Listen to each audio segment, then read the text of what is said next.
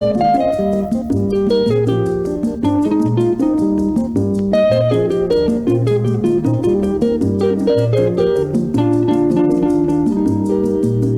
tosekanaki na mosolo ya mboka Kongo ekoki tofungwani misolelo tomoni bozoba nyonso tosali oya kobongisa Kongo avenir ebongi tosala moto nyonso ata mwana Kongo ya mosolo mpembe ya nzoku Kongo ya bwanya nkasa ya mbila Kongo ya makasi moto ya nko.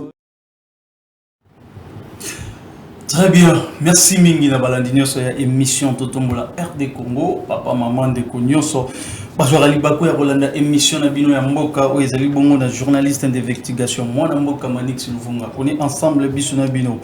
To souhaiter ba joyeux anniversaire na ba yimboka o baza ko fêter lelo et ba condoléances na ba yimboka o basili ko kufela na mokola lelo nzambe apesa bino makasi pour que tous ala toujours ensemble. Voilà. Tous a vraiment ébélé, ba yimboka balelaki mais comment émission aux autres sous téléphone ouvert to ebisi na bino ba yimboka total rythme tozo kendela et puis to kozongela ko fongola bino téléphone de bo message ko benga mais ba message na bino to banoluka moyen ni ya kotanga ta moko mi bale misatu. Voilà. Merci beaucoup, on est ensemble. Votre émission, notre émission Totombola RD Congo, ils sont tellement chaud. Nous avons partagé dans le plateau, mais avant qu'il ait présenté Imboka, nous avons un plateau de Masolo, Italie, République démocratique du Congo. Nous avons fait vraiment mes salutations spéciales. Nous avons mes salutations spéciales dans les amis de Mathieu Kabangu. Donc mes salutations spéciales dans les boss Mathieu Kabangu ou Yazali Bongo Mokambi, il y a les amis autrement Bakisi là est patron silencieux. Voilà, yo anatala mobile kitoko. Nebi ke lobi to Rosala les boss Mathieu. Nebi ke lobi to Rosala en tout cas nzamba soutenir apambola yo pour na ba initiative ozana ngo pour na aider République démocratique du Congo. Na bandeli les boss silencieux. Les boss silencieux Matou Mathieu Kabangu. Voilà, merci beaucoup. Na régie a illustré sur ma photo pour nous repérer sa salutation dans les boss Mathieu. Alors, on a souhaité encore mes salutations spéciales encore na président Matou Makabu. Oyazali Bongo, fondateur, il y a les amis d'Espace Pelouse, où il y a Kambaravena, Bandekunion, Sobamelara Masangana Katia Delvo, donc il y a Kambami Bongo, dans les présidents Matou Makuba. Voilà, merci beaucoup, na régie, il y a pour illustrer ma photo, et salut vraiment Elengi, na patron, Otoboa qui n'a très bien. Voilà. La journée à l'autre, on partage le plateau. Tous allez bon, on a des thématiques autres on développe ensemble. Dans la bandeko, tous en avons on a quatre plateaux. Tous allez d'un côté à majorité, tous allez d'un côté à opposition. Na yambo to pesa thématique deux points autres au lobila. Dans l'ingina banda côté à opposition de Comerlin bonne santé. Mes amis, mon Manix, merci pour l'invitation au Pessingaï. Na pesi ba kongomani nyonso mote, na pesi ba ko débatteur nanga ya pokwa lelo mote pe na pesi ba ebanso to yo okuta na Reptile télévision mote. Na linga kina beta moi c'était muke po bande kwa Delvo ba belelinga ba lobi ke Merlin voit ma régime oyo bazali na système a lancer ba projet pour ba détourner mbongo projet si la kate tinela lisala banda ba buka yango bazongi sela ba misusu mbongo bazongi te place wana et comme une insécurité totale donc banda mbinza Delvo baleli balobi tinel wana banda gouvernement buka ela ba mo maquette te ba te balingi basala nini projet za nini toyoka kikaka na ba maloba ndenge banda koloba maquette balingi basala nzela ti selembao mais jusque là bakata ki banda Delvo ba comme une insécurité yango tozali ko belela ba autorité. Très bien, très bien, merci beaucoup. Ndeko Eden, bonne santé. Ya kolobela ko déjà te pona mabundeza makasi le rôle bato bazoli mbonga mboka. Boni yo. Ah, ndeko Manix, santé kitoko nzamba ko batela. Très bien. Et c'est ce souffle de vie et puis makasi. Ya ko koma nisika o pona kolobela makambo etali mboka et puis na pesi ba ko débattre na mbote. Na saluer président Eli Martin Fayulu. On a salué le président Eli Martin Fayulu. Ah, très bien. On a salué le secrétaire général professeur Devos Kitoko. Sans oublier les vice-présidents de notre parti. Tilelo. Très bien, avancez. Très bien. Ça, il y a un peu de oyo sesgenga quelques minutes na kolobela ndeko na biso ndeko na biso akufaki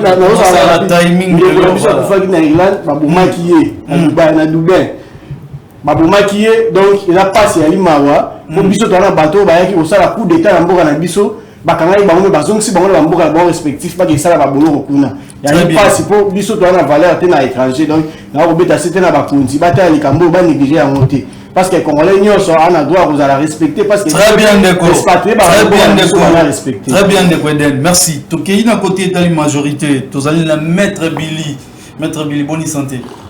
Mon nom est Manix, bonjour d'abord, merci pour l'invitation. Merci. J'adresse mes salutations à mes téléspectateurs dans la mission Totomola RDC. Merci. Il faut que Totomola Mboka. Donc moi, il faut que Totomola Mboka parce que tous les Mboka me sautent. Si je suis Rwanda, je suis Rwanda, je suis Congo. J'adresse mes salutations à tous les téléspectateurs et l'émission Nayo. Pas soutenir Rio, na kota l'image parce que tu débat à maman Mboka. Merci. Très bien, merci beaucoup maître Billy. To quel est l'angamou yandeko trésor, on approche la majorité de mon maître Billy. Bonne santé de votre trésor. Merci beaucoup de Manix. Na pesi mbote na ba technicien nyonso, na pesi mbote na ba congolais ba kozali ba kuma lawa na biso. Faut préciser ba congolais de bonne congolais à bonne qualité. Très bien, avancé. Ba congolais baza. Très bien. Ba vivre en illusion te que non on a été depuis 2018 jusqu'à présent ils sont toujours élus. Très bien. Na pesi mbote na le président de la République, na pesi mbote na secrétaire général na biso, il y a FCD, Front Congolais pour la démocratie. Puis na pesi mbote na ba base na nyo ya diplomate na mo awana na ke kota la président Job Muteba. En tout cas, il y a un mbote wana na pesi pe mbote na ba congolais nyo baza na kata ko souffrir à l'est de la République pona bandeko na biso ya C64 oyo tozana ba wana kata ya Etonga. Bazo souffrir à cause ya bandeko yo ya C64. Nazo ebisa yo. Pona nikolo babongoni. Kaka na début au bandeko matumbo. De C64 eza base politique, eza ligne politique. C'est important pour Nabino. C4 est important pour Nabiso. On est pour la 4e République. La 3e République a montré ses limites. Là, ensemble avec les amis, nous avons créé cette structure pour soutenir Vision ya 4e République. Très bien. Merci beaucoup Ndeko Trésor. Votre émission, notre émission Totombola RD Congo, toujours ensemble. Merci Nabandeko. Oya Belgique, nous vous avons encouragement. Na mon mboka Manix Silovunga toyebike lobby ekoleka lelo. Très bien. Voilà. Tozali na 2 points de Robert Masolo na ba mboka ya opposition et majorité. Tozali na bongo premier point na biso référendum ou élection sans goma. Tozongi ici parce que ba mboka zala quitté pour que tout développer yango. Donc sans Bukavu et Minembwe ce qui est élection ou bien référendum il salama sans que territoire wana ezala occupé. Voilà. Donc la deuxième point les ali bongo entre C64 et C4 les peuples peuvent soutenir qui? Donc côté Tali C64 et C4 peuple à soutenir nani pour na rozala na makambu ya malam. Alors na reconnaît directement na opposition. Donc l'opposition on a les défenseurs de la jeunesse il y a RDC de Merlin Voma et pour Nabino boza pour s'attendre na référendum ou bien boza pour s'attendre na élection pour na tole kisanyo sona ndenge ya malam ndenge président de la République atika makambu na maboko ya Tata Nzambe. Merci une fois de plus moi na mboka Manix. Nalinga kina mekampe ko recadrer ndeko trésor. 3 minutes oui, ndeko fo moni TV za radio te ba fo ba yeba ni to ba ato yeko sola mamboka to sola série. Mo régime bande bande ba otikela kaka ba tu charge ba bandi ma charge na bango te.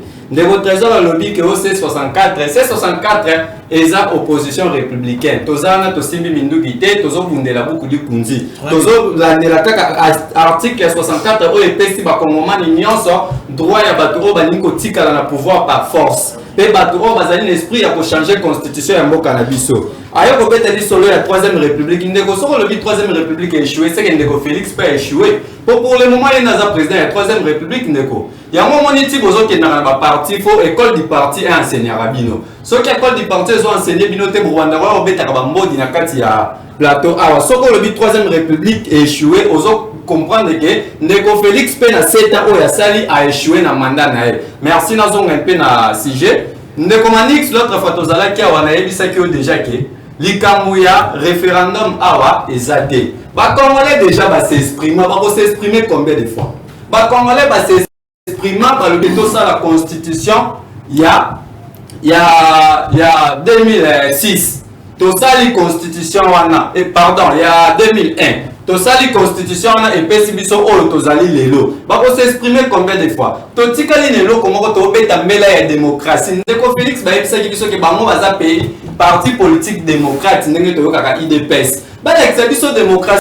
Je présente ancien président de Kabila pour tout la même question dans le bin avec président. Élection ezali to ezate aloba ki na pesa ki réponse à mkusa lobi bo pesa na petite sœur na constitution pour na koloba nini ke na ko respecter constitution de élection et ko sala ba tout nini Ndeko Félix ya yeba bakaka te alobi tout na nzambe yozo diriger c'est prévoir comment yozo diriger biso moyebi te o ekoya lobby pour muto zo diriger faut azala na vision makambo ekoya lobby yangana rôle ya muto o ezali ko kamba bato. Ceux qui ont dit qu'au Kambaba, tous les temps présent, l'objet de Nzambe. Est-ce que Nzambe fait la place dans cette l'onioso?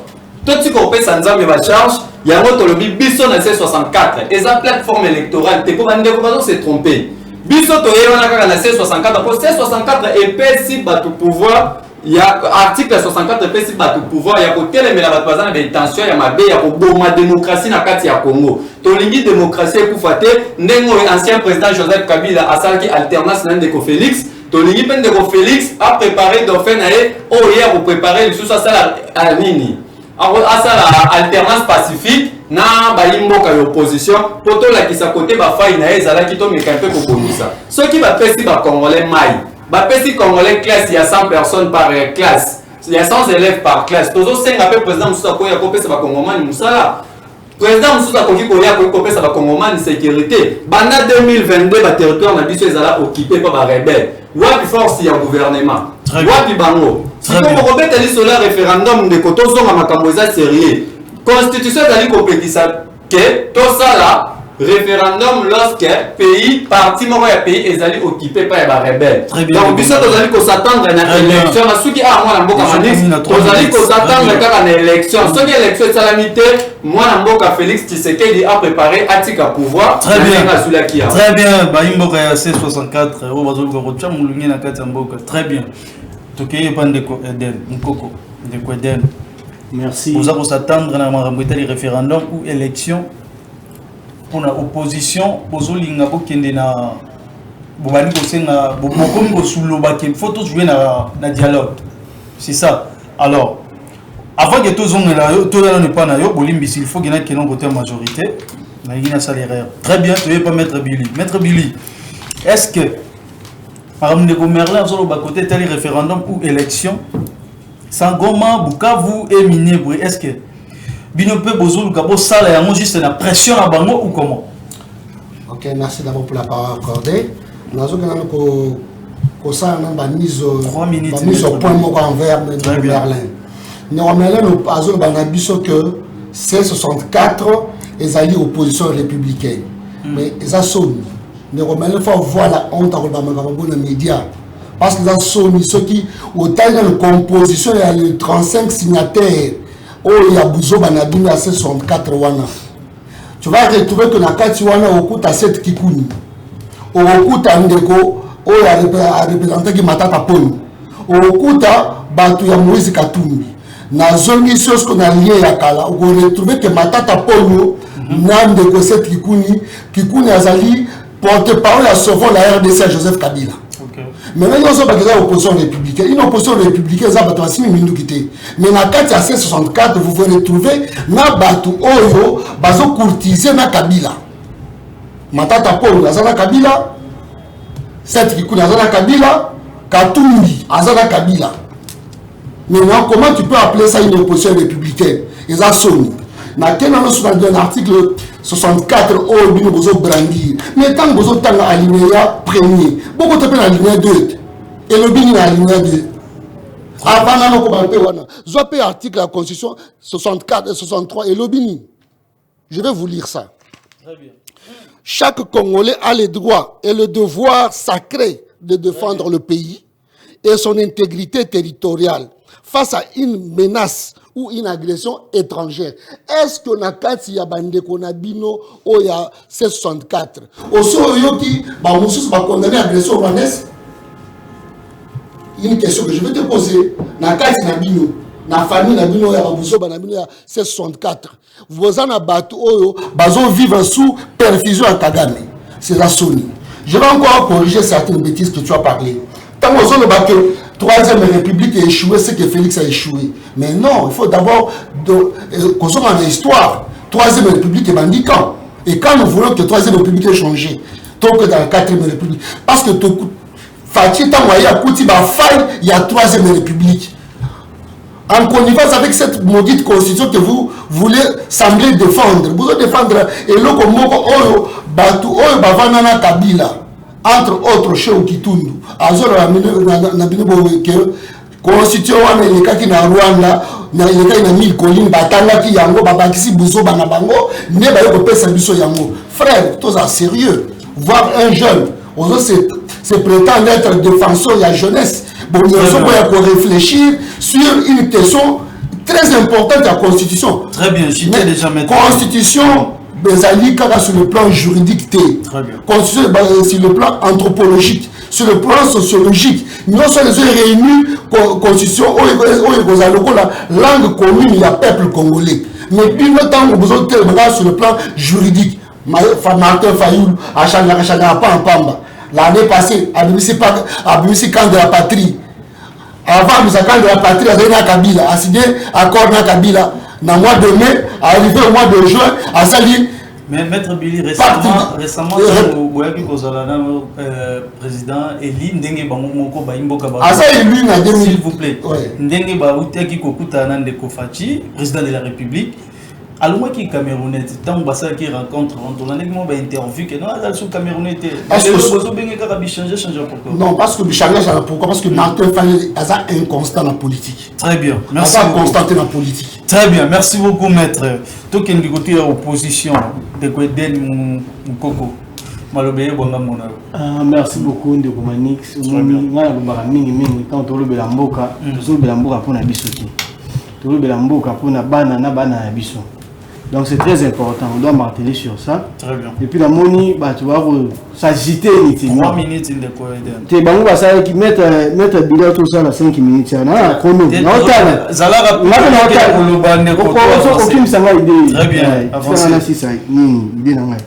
Donc cela veut dire que tant que il faut tous à la série. Mettre Billy avec beaucoup de respect que je vous dois. En ce moment, la constitution, où ils ont bisoté, où tu as la Rwanda. Mais ailleurs, il y a la Rwanda démocratie à la raté. Mais biso, grâce à la constitution, où tu as la Rwanda, tu as alternance. Où le Banda, comme le Banda, vous avez la Banda en 1960, tant que tu as indépendance jusqu'à aujourd'hui, tu as la monté. Donc, grâce à cette constitution, où ils ont publié le 18 février 2006, il y a un PSI. Président actuel, président Félix Tshisekedi a dirigé Mboka grâce à cette constitution. Donc les personnes sont hypothéquées à vous. Donc moi je ne comprends pas parce que tout ça nous trop pas, toujours se réfléchir, tout se basé sur le matériel. Tandis que le matériel, tout le monde donc moi je pense qu'il faut protéger la démocratie aujourd'hui. N'a pas si avec nos 13 parlementaires, on va s'arrêter de passer le mois qui n'a dictature à Mobutu, va s'arrêter de passer partie de la démocratie et les progrès sociaux. Donc, on va défendre les partis à président de la République, mais il y a évité sur les élections. Donc, parti n'a pas déjà parti de la démocratie. Donc, quand on parle de la constitution, on voit la démocratie. Pour nous, le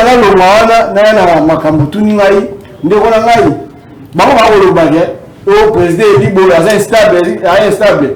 Nous avons visité en 2015. Tant que ok, mais écoute, parce que président Martin Fayoul va vidéo les amis. Avec ça, va député à l'Assemblée nationale. Ceux qui vont si binombo, image des alliés, va témoigner rien. Donc il va rester constant. Tant que va saluer KO de ordre de 3 Kabila 5 en 2018. Va même président comme vice-président. Président il a respecté les deux Mboka. Donc respecter Mboka pour la Ligue démocrate. Pour l'élection, tu rejoins la démocratie. Attends, après tout ce pouvoir, le lobby, tu rejoins. Donc, moi je pense qu'on traiter président Martin Fayulu dans la condition ils ont la mauvaise foi parce que à ça il combat tant belé et puis à ça la combat donc ali moto faut tout belé dans le monde tout belé dans respect parce qu'il a conçu sa vie dans le respect il a conçu sa vie dans la dignité dans le droit donc voilà ali débattre. Très bien, merci beaucoup Ndeko Eden Moukoko. On peut citer déjà point de vue nayo côté d'ali référendum na élection. Les amaïna tout qui n'est pas un Ndeko trésor. Ndeko trésor maloba et wanga mulayo. Merci beaucoup Ndeko Manix. Na oui ça là Ndeko nanga Eden qui tant aux benga Martin Fayulu le président élu faut lire la constitution dans son article 70. Il dispose bien les éléments pour accéder au pouvoir. Quand vous activez une démarche contraire à la loi, il faut faire beaucoup très attention. Ndeko Merlin, comme c'est mon amour, c'est pas maintenant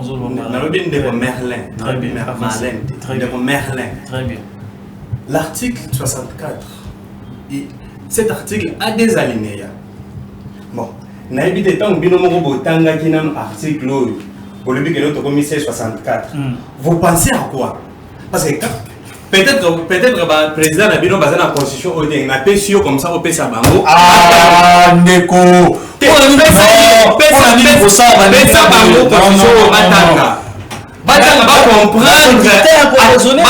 Comprendre le contexte actuel pour utiliser l'article 64. Na Kabeli constitution. Pour comprendre, bien constitution, va comprendre l'article 64. Très bien. Côté les bateau bazo mboka na ndenge ya makasi. Tout dans le contexte actuel. Le président de la République a été élu en 2023. Selon cette constitution. Et bateau yo bako telemela. Dans l'article 64, les abattoirs ont pouvoir dans ma casse, ils exercer de manière inconstitutionnelle. Posez la question de savoir. Félix Tshisekedi a utilisé le pouvoir de manière inconstitutionnellement au Bango, il y a l'article 64. Tout n'a pas et aussi rappeler Ndeko Eden. Martin Fayulu a vu Nangaï.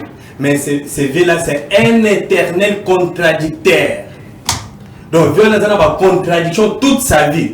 Ils se contredisent toujours. Oh, mais Ndeko, récemment, vous Ndeko, maître Aochoko Lobawa, janvier 5e mois 2025, a signé une déclaration commune avec l'opposition, y compris na Kabila et Jean-Marc Kabound.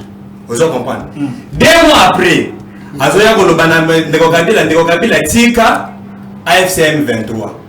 Wana Kabila sali sorti mais dès naé kolobakeno AFCM 23 et la conspiration il y a ba congolais vous comprenez et aujourd'hui ndeko zoye la biso l'article 64 ndeko Merlin kendo pesa ba chef nabino ya coalition 64 botanga constitution wana botanga l'article wana tant vous comprendre ngo naebiki bozana militaire ko senga pardon et ko senga peuple pardon et puis ko bande la coalition Yassika. Donc ceux qui te comprennent bien Betty Poto par rapport à Betty Poto parce que ce qu'il prétend défendre dans cet article là les a moté qu'il lise azawa na Kabila constitution azo a ne repère sa chef na ye le quoi bazana moté je crois tala bazo le ka défendre intérêt ambo bazo ka défendre intérêt ambo mais bango bazana la loi suprême la loi fondamentale parce que cette constitution organise le pouvoir d'un État.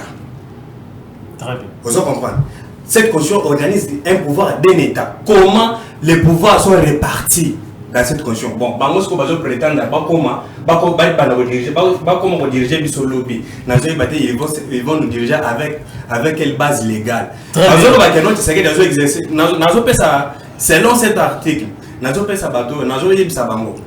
c'est légitime et légal. Vous comprenez? Oui, ça va chef la mino que non trésor quand dans le lobby qui est légitime et légal. Donc ceux qui comprennent balinga opposition opposition balinga te changement de constitution et au salam. Bon, pour l'instant, moi je ne parle pas d'abord pour les changements de la constitution. Très bien. Si cette matière là je vais leur expliquer très bien parce que j'ai n'amérique pour l'axe à moi que non La Troisième République a failli à ses missions. On a vu les limites. Aujourd'hui, on a les problèmes de conflit entre les assemblées provinciales, les députés provinciaux et leur mode d'élection, ils ont occasionné la corruption. Très bien, entre les députés provinciaux et les sénateurs. Très bien, merci beaucoup Ndeko Trésor pour l'intervention dans le premier point. Tu repères ça une minute pour nous côté la deuxième point tout ça dans le monde. Ndeko Merlin, aussi que l'on a une majorité, n'engi basili que l'on a pour na makambo itali référendum ou élection ça va territoire na biso ils ont occupé. Une minute. Ndeko Manix donc biso to sa politique na mboko bon bazaki ba diaspora ba Ndeko. Donc makambo mboka ba yeba ki amote ba yeba pe constitution te. Ba article o ba tanga ba mi balé to éviter pour ça ba mot français. Donc ce que c'est compliqué par rapport à mon on comprend non tant dans l'article 64 et 63. S'il vous plaît, dans Congomani bayoka. Ceux qui va Congomani bayoki et aux alamois bien. Par le but tout Congolais a le devoir de faire échec à tout individu ou à tout individu qui prend le pouvoir par la force ou qui exerce une violation de disposition de la présente constitution. Alors, toute tentative de renversement du régime constitutionnel, parce que la constitution au Bango va renverser. Tout autre élément de régime constituait une infraction imprescriptible contre la nation. Il y a un article 63 au Baobé de la Tango 63. Article 63, c'est ça Congolais droit. Et le but tout Congolais a le droit et le devoir sacré de défendre le pays. De défendre le pays et son intégrité territoriale. Bisoye, toujours défendre le pays, l'intégrité na biyango mobimba oyo, bato ya majorité bakadi na maboko ya bandeko ya N23. C'est ça. S'il vous plaît, ne remerciez pas.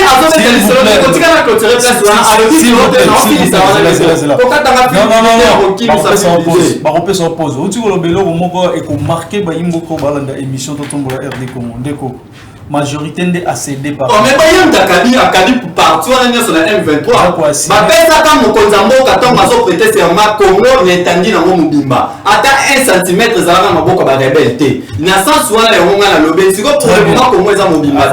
Ndeko alobi la biso avani. Alobi que la troisième république ba mona ki ba faille. Mais les deux présidents de la troisième république ils avani. Ndeko Joseph Kabila ndeko Félix. Ndeko mo président de la troisième république. Et msoso bosana. Ceux qui les deux pour le 3e République échoué, c'est-à-dire que une de Joseph Kabila et de Félix, bah on va échouer. Ce qu'on t'a on va échouer. Pourquoi ton ordinateur tika sous ka bateau va échouer, bah ça la 4e République. Sans retourner bah ni les autres n'a pas ça la 4e République pour changer la constitution. Bah ça n'a pas raison et l'on va limiter ba tika ba maîtriser ka ça ko ternir na pouvoir ba ou mais la kaka ne l'on va ko rejeter. C'est ça. Tout le monde awa et l'on dit ça va changer la constitution. Batang il y a 4 articles. L'article nuance constitution de prévoir révision. Si on le met l'article, 2 articles, 3 articles, bon réviser la constitution, mais tu as eu changement. Et l'on dit ça là on passe. Alors que le président Félix Azaliwana, mais tout ça est attention à mon tout. Attention à mon tout des jeux de la volontaire organiser l'élection en 2028 à ça monté. Si quoi pour y avoir l'élection ça guerre, moi quand c'est l'élection exacte pour guerre ça donc attends déjà on t'a lobby bongo. Très bien. Démocratie. Très bien, merci Ndeko Merlin, maître Billy. Si vous avez Ndeko Merlin a outil sous Koloba côté Italie référendum ou élection ça territoire n'a plus occupé. Une minute rapidement. Vraiment c'est étonnant de voir un jeune qui se prétend être défenseur à jeunesse. Mais à la condition où il y a. On va défendre la jeunesse. Défendre la jeunesse. Parce que ceux qui abandonnent de défendre la jeunesse, ils doivent comprendre que même le professeur Bochab récemment a tout réussi que durée d'une constitution c'est 17 ans. Le professeur Bochab. Mais moi je vais expliquer par là. La constitution américaine a été amendée 27 fois. La constitution française, il y a 58. Si les lots, réviser en combien de fois? Il ne sait pas. C'est parce que moi, je n'ai pas les lots. Comprendre? Après 17 ans, après le colo. Comprendre? Il y a une innovation à Sika. Il y a un monde à il faut maintenant actualiser chaque texte dans le moment actuel. Mais je m'étonne que nous avons le défenseur à jeunesse, mais il y a une table à réflexion. bazo limité papa koko akana ba belligérant ba sala ki constitution il est jeune il faut vendre à réfléchir par rapport au monde actuel à vivre acha makambu ya malonga oyo kotambusa ye parce que la constitution c'est ils ont la langue commune, comprendre. Ils ont loi fondamentale, sans la constitution, et qu'on les autres la malamité. Je reviens encore à ce que tu as posé la question, le référendum sur ce qui n'est pas des élections. Mais comment vous allez faire les élections, organiser les élections avec deux provinces? Ils allaient assiéger, ils ont occupé par une armée étrangère. Tablé sur des pays, lui dit que tu sais que des Moutansoui, à Kabim Moka. Mais il oublie que Kabila et pour ça le matin pour ça la constitution donc ça la élection sans droit voter donc ça la voter parce que nous condamnons à ça le biango to kotambola bongo matambo kita et pour ça le matin si vous voulez que nous organisions les élections en 2028 acceptez voyez bisa ba cousin na bino nanga na bisimwa na parent na bino Rwanda azo bisa ba troupe na et mboka ezonga. Très bien, maître. Tous on a mon qui tout est on a ba imboka, ba sepeli, ba lobby. Injustice. Tout ça nini, guerre les aussi là. Mais jusqu'à présent, tout le monde a ba ton, on ba d'accord français, je ne sais pas si vous avez des informations fiables. Non. Mais jusqu'à présent on va libérer. Ce que ça la bino nini, tant que tout le gato beta masolo que élection cause la terre, référendum et salama, mais toujours batté. Quand les années mettre mais quand ça va il faut comprendre que guerre tous anango les alliés guerre interne des guerres d'agression. Très bien. C'est un pays étranger qui est venu. Très bien. Là, chez nous ailleurs le cannabis et pas nabiso. Comme on a connu au nabiso. Donc pour nos coloniser, ça demande mon collègue les bandaka batubaye baka. Mon collègue les silaka batubaye bakati. Très bien maître Billy. Tout dépend de Boyden rapide, il faut chuter la deuxième personne. De romanisme, mais vraiment, moi, je ne me sens pas. Parce que vous avez un débat, mais vous avez sa privilège dans le Batumsous. Vous avez un tant d'antenne aux autres champs normal. Moi, je connais dans autres justice. Avancez. La justice, non. Pour te contre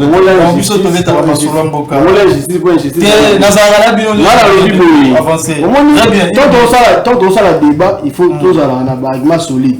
Ils sont plus intelligents que nous. Les hommes subissent que ce qui est grâce on les canadiens tandoïque mais bah on va pas mailler donc bah on attend là on va pas aller pour la tour bah on besoin bateau fait ndeko ya majorité bazo ba makambo ya moi vous dans la constitution à saboter constitution mais quand la constitution à boire qui constitution donc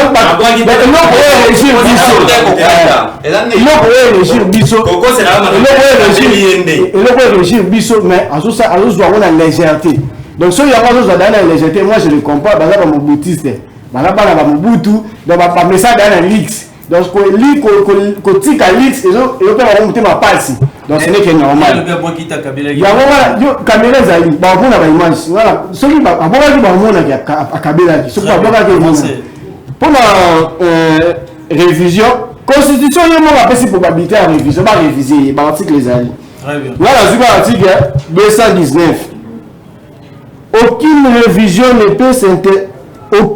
révision ne peut intervenir pendant l'état de guerre, l'état d'urgence ou l'état de siège, ni pendant l'intérim à la présidence, à la présidence de la République, ni lorsque l'Assemblée nationale et le Sénat se trouvent empêchés de se réunir en librement. Donc, il y a modifier la Constitution. Ceux qui ne pas modifier. Bon, modification, le changement des choses différentes. Quand on change une chose, tout le monde est des choses différentes. Tant que la révision, ça parce que la chose il y a toujours les imperfections. Il y a les constituants ont compris que et comme on va sous imperfection, il y a beaucoup aussi tout le monde élection bientôt tout le monde.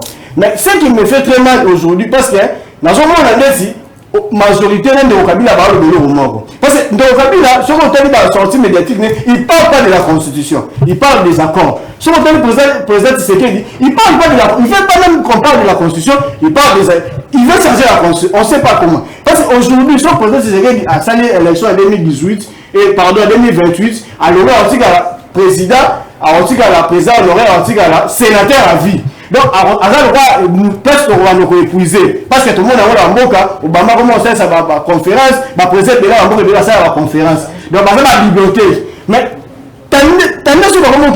parce que si aujourd'hui la constitution tombe, Kabila revient à zéro. Donc, il peut aussi être un candidat, il peut aussi prendre le pouvoir. Parce qu'il n'y a aucun soubassement juridique pour se protéger Mboka. Donc, il y a un épisode de le Babagade, il tape, mais pas peut-être un épisode de Bisso. Très bien, président lui m'a dit zala wana bate ya mboka parce que yo oza soldat du peuple. Très bien. Donc exemple na wana pona makambo ndeko na ngala tsuko loba ya suka wana webisa yo l'humilité précède la gloire, l'orgueil précède la chute. Tous à humble parce que les gens Kabila za condamné à mort. Kabila za condamné à mort. Qui avait écrit que Kabila was condamné à mort? Très bien. Donc on peut condamner monde va preuve qu'il ça alors ma moi ma ba condamné. Donc c'est venu nous réserve encore plus. Les Chadal et tout pour ça Chadal à la boloko. Donc ni les censé ignorer la loi. Bisogno soit dans ça mais très bien. C'est ça veut dire pour toi avancer Mboka. Très bien. Merci beaucoup Ndekweden pour l'intervention encore. Tokei et pas de trésor. De trésor ça va vraiment rapide toujours chiter derrière un point. Bon. On a habité dans un chité, puis on a toujours chité parce que tout le monde est dans un pays le président Martin Fayulu, le président Eli. Dans un pays tu prétends défendre la population congolaise, mais tu n'as pas défendre la qualité nime parce que tu ne maîtrises pas ce que tu dis. Aujourd'hui, Martin Fayulu, le président Eli, en quoi? Zélan de trésor. Azo sanini. Azo benga ndeko Martin Fayulu Eli en quoi? Nini siko azo maîtriser. Mais tant article 70 ba relaxo président wa za Eli. Président Eli Eli na suffrage universel. Si la constitution est président de la République, c'est l'ensemble du territoire. Nous avons fait voter pour le président Eli. Nous avons fait ça à partir d'aujourd'hui. C'est un éternel contradicteur. Ils se contredisent toujours. Parce que président Eli. Mais président Eli c'est engagé par l'institution. Président Eli en quoi? Il faut retourner président Eli, le président Eli engage les institutions et on l'appelle les garants de bon fonctionnement de l'État. Ce qui total Eli n'a comportement affiché sur l'opinion publique au moins toujours des contradictions. Aujourd'hui il se coalise avec Kabila. Derrière, il réunit Kabila. Aujourd'hui, il vient encore se rassembler autour des gens qui collaborent en cachette avec Kabila. C'est Kabila, je vous rappelle ici, c'est Kabila, votre financière. C'est Kabila qui finance la coalition 64 que vous prétendez défendre ici. Aujourd'hui, ce que 4 articles de la constitution au Bazolinga va changer pour nous 4 va même 5 pour nanga on a la constitution pour na mabe va changer tout réviser constitution na besoin article 10 qui parle c'est la nationalité tozana yoka aujourd'hui tu peux te retrouver en Europe au botiba na kuna d'office tozana en termes de nationalité tozana yusol na yusanginis maître est là et il est témoin vous comprenez au Congo en France d'office yusoli ezo s'appliquer. Quand l'enfant arrive ici tout en étant originel du Congo, il a droit à toute cette nationalité. Donc, pour la nationalité, ils ont une indivisible. Vous comprenez? Le premier article, article 107 et 164, qui parle des immunités des députés et des sénateurs. Aujourd'hui, c'est un sénateur ou un député commet une infraction. Pour la Kangali, il faut d'abord faire beaucoup de recours. Au moment où la victime peut être, je ne sais pas quoi dire. Vous comprenez? Il y a d'abord des 3, ça fait combien? 3 articles. J'ai te donné 10 et 164. 164 et 107. Ok. Je te donne encore... C'est lobby. Je te donne encore 150 et 158. Nazo tangi sayo. Nazo tangi sayo de maintenant. Les allez continuer par ça. Très bien, ça va. 150 et 158, désolé, indépendance judiciaire. Aujourd'hui, ce qui est total, mode d'accès, il y a un animateur, il y a justice, et ils sont toujours nominatifs par les politiques. Je te donne un exemple. Vous avez les présidents de la Cour constitutionnelle qui sont nommés par les politiques. Je vous rappelle ici que 3 viennent du Parlement, 3 du président de la République et 3 dans le Conseil supérieur de la magistrature. D'où d'office, la majorité des 9 juges vient de la politique. Vous avez une incapacité pour prendre des décisions très sévères envers les autorités de Trésor. Ce sont des articles très bien, carrément. Très bien, s'il vous plaît, le Trésor. Merci beaucoup. On est avec mon premier point. Toujours là, on a minute et ça vraiment milité les sous pour que tu continues à soleil belé. On a aussi un partenaire pour soutenir l'émission de Totombola RD Congo afin que tu commentes à 2 heures du temps de soir rapidement à soleil belé. Voilà. Deuxième point de vue, c'est ça entre 64 et entre C64 et C4. Le peuple azolinga a soutenir Nani pour notre dossier. Maintenant, tu rebandes à côté la majorité va mettre Billy. Mettre Billy entre C64 et C4. Donc, na binomoro ba imboka côté tali majorité. Vous allez s'attendre que vous battre bango battre C64 bakeka voulu. Je pense que la question où le président de la République a répondu qu'on a une conférence de presse. OK. Mais bande de opposition, je ne sais pas pourquoi ils s'agiter. Parce que en face de un homme d'État. La génération future. Mais fort malheureusement, dans le Nabiso, tous les gens qui ont Fayulu, Bakikuni, la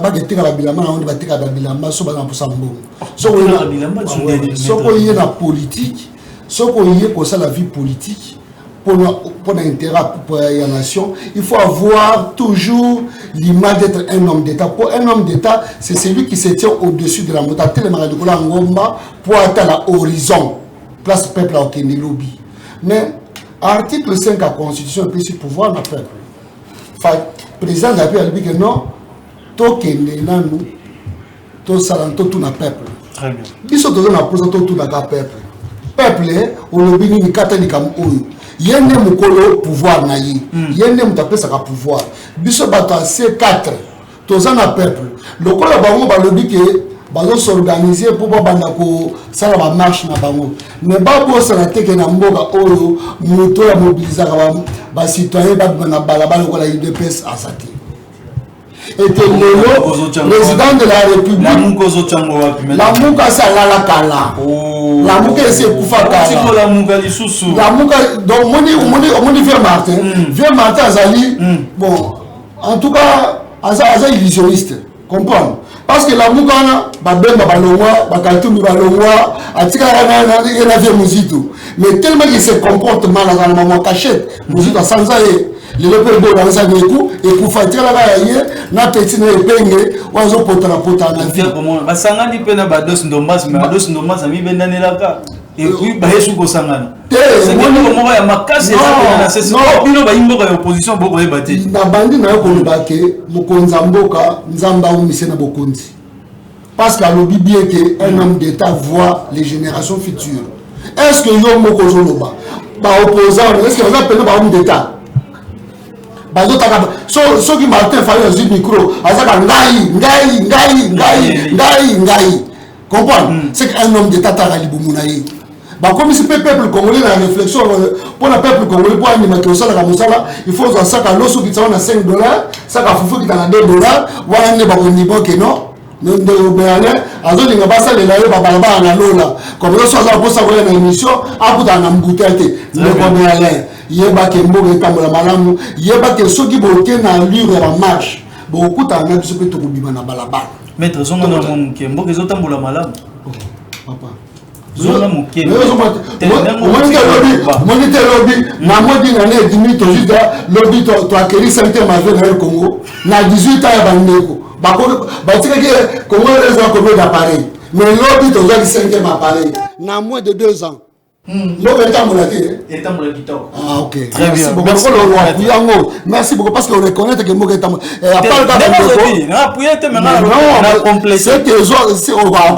on limite. Très bien. Merci beaucoup, Maître Billy.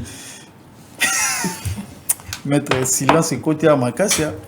Baza na matière te, baza conseil que nous allons nous faire ça bango nyonso tous les 35 signataires wana. Olandi batakabundi te. Batakabundi ba bili. Tolérance maître. Très bien. Toi à côté les défenseurs il y a jeunesse ou Italie République démocratique du Maître le Bezanzala et puis Tenga Merlin très bien CG Augustin Kabou ya mbote ndenge assist pendant qui va communicateur va les combat IDPS pour que nous ça va sonner une émission va faire sacré tika marambo on a mené ngolobani on a dit solo ya élection et autre ça l'élection t'es pour Goma Bukavu ça tout n'en démobili 2023 ça que l'élection étendue RDC ça comme bimba pour ça que Bunagana va sortir en 2023 on confond la ville à Bukavu na ville à Bois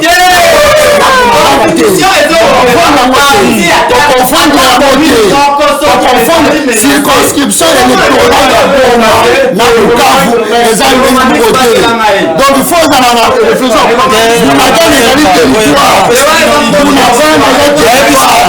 Bunagana territoire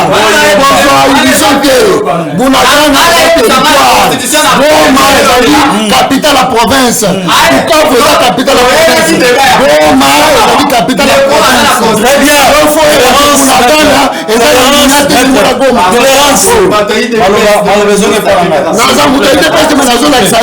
S'il vous plaît, maître.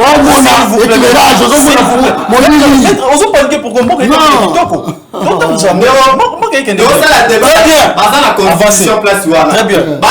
La constitution place est le ceux qui quartier mon menacé to qui élection ceux qui ville ne va gagner de élection te va passer à disposition place wana na kozana tangi devant tout le monde. Pourquoi vous avez élection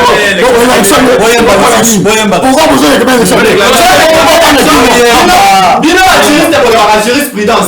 Tellement en 2023, tu sais que l'élection partie, mon président qui occupé par la rebelle, pour ça, l'élection n'existe pas. Cette jurisprudence que tu parles n'existe pas. Il y a une jurisprudence de l'article 79 qui existe dans la proportionnelle. On ne s'agit pas. Très bien, s'il vous plaît, s'il vous plaît. Continuez, maître, s'il vous plaît, tolérance, avancez. Attends, tu as mis 20 articles. Constitution RDC, 229 articles. Et ça, c'est que pour la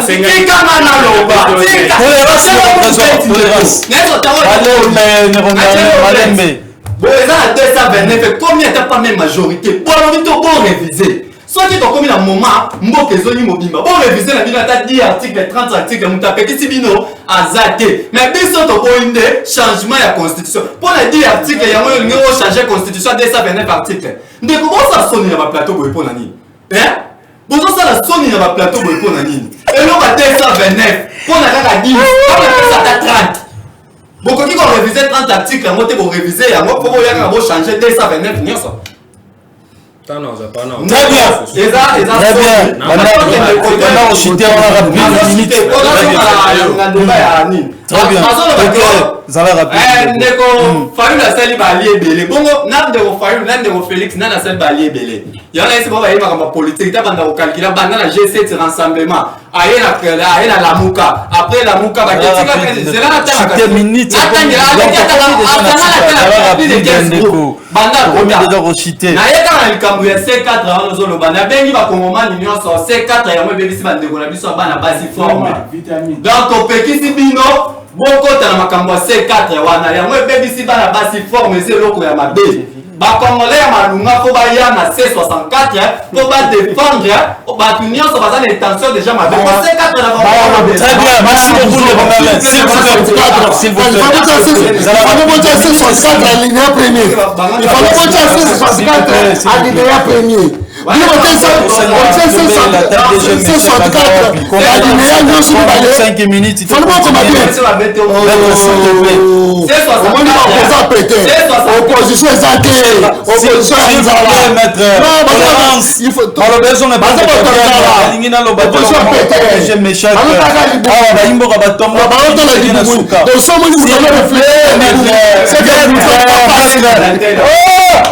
Maître, s'il vous plaît. Déjà, Méchak, Sungabiso, Maloba, na kuna na niveau régie. Tous attendons 5 minutes avant de faire ça bien. De quoi den, qu'est rapide parce que minutes c'est comme na souka. Toi na parent, toi na bana. Très bien. Ils ont mon anaki hein. Batukusu bazawa, baza ba déranger. Quand on va la matin on dérange comme ça. On bet en mode de makasi boy. Déranger non, les papas déranger. Donc ça monte. Ça va rapide Neko, ça va rapide. On a pu déranger en école, nous avons la maman à Zalati. Pour la zone, on a Makamouté, on a le bien à président Eli Martin Fayou. Ça va vraiment rapide. Président Eli, les Amouto Hazard Eli dans la surface universelle. Mais chef de l'État, Amouto Hazard reconnu dans l'institution, ou les gens dans l'institution officielle. Il y a un moment en 2011, Papa Etienne, notre modèle, après tant la serment. Donc, à ça qui est élu en 2011, il n'y a pas de pouvoir, il n'y a pas de peuple. On a Kabila. C'est ça la moins rapide. On a Kabila, il n'y a pas de pouvoir, il y a un autre qui est Ndaki. Il y a un autre qui est réclamé à l'élection en 2018. Kabila, après ça, il faut Félix Tshisekedi. Très bien. Donc, c'est ça la vérité. Très bien. C'est 64. Très bien. C'est 64, c'est 64, ils allaient pas dans le mot, ils vont défendre l'intérêt de la constitution. Nous allons pas la constitution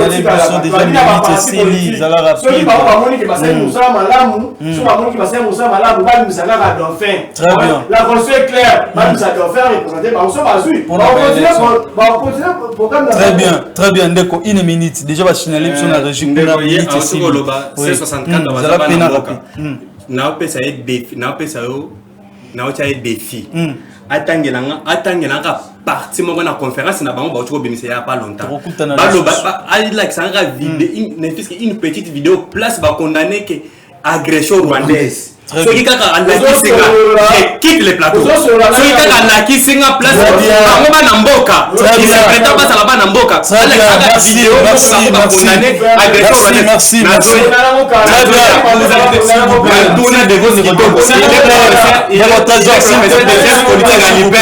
Tout n'est une mission d'un parti politique.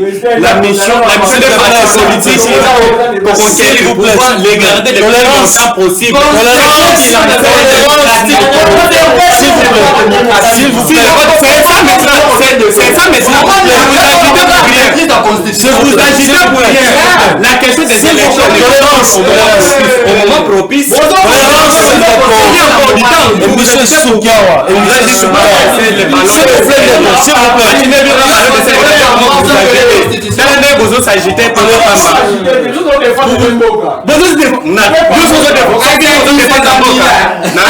Ceux qui besoin de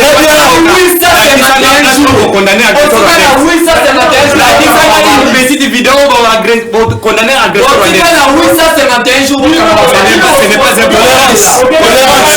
s'il vous plaît, rappelez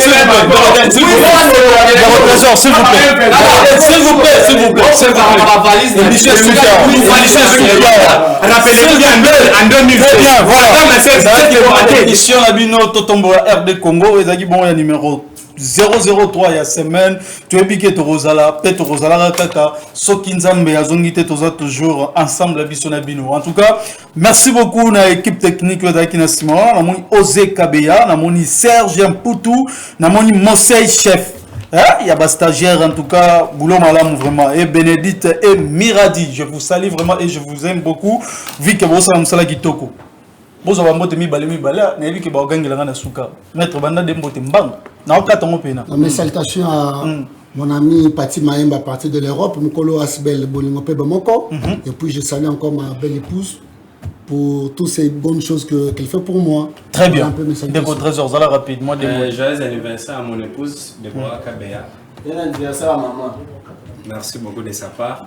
Mon président, Job Mouteba na niveau diplomate mbote na we. Très bien. Tokende ko Merlin rapide. Dembote. Voilà. Golobelo msusu tembote. Yo na golobelo ko Félix Antoine Tshisekedi po atiki batu ya Ituri na Ebola bazokanga makasa na munoko mbongo ezali te mbote na ngapesi. Tokende ko rapide. Donc nous doit pas manzela boadi masisi chikapa makonza mboka ba penser pour na biso mboka ba on va gérer.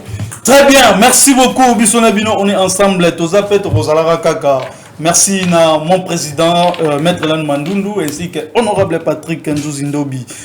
Tobo Sani Binoti, toza toujours ensemble Bisona Bino avec le président Gelor Lokum. Tu es bien que ba chef d'antenne, toza na réunion où ezabon ya munene où était la fondation Gelor Lokum c'est dimanche. En tout cas, Bisona Bino to coûter sous semaine ezaroya. Ciao. C'est la majorité. Eh, fondation la papa.